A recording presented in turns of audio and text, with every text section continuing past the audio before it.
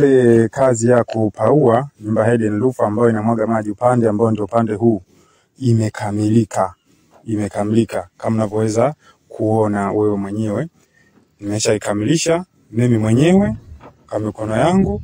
Tunachokisubiri tu ni kuja kufanyia finishing ya huku juu, kwa maana kwamba kama itakuwa ni hatua ya kupiga plaster au kabla tufike hatua, kuna hii sehemu ambayo natakiwa kujaza hii, sababu hizi bati kwenye muunganiko kati ya kuta na bati, kitu ambacho kinafanyika lazima huwa tunatindua. Kama mnavyoona ndio onyesha kitu tunatindua hapa, sabati huku limezama.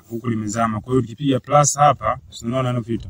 Huu mgongo wote hautaonekana huko ndani. Kwa hiyo hatua itakayofuata saizi baada ya hii nilipomaliza inabidi nichapie humu. Kwa hiyo zeni baada ya kuchapia humu, maamuzi yanakuwa sasa ni mawili. Kama bosi ataamua kuweka ile sheet cover, ile bati ambalo tunafunika juu mpaka pembeni ili kuzuia tofali siloane, au tutapiga tu finishing na kuweka rangi ya waterproof, vyote ni sawa, hakuna matatizo. Ila kihalisia kazi nimesha ikamilisha, kazi ya kupiga bati. Nadhani kwa wale wanaopenda kunifuatilia na wapenzi wa wafuatiliaji na wa video zangu, hii nyumba wanaifahamu. Labda nikuonyeshe matukio kidogo yaliyopita.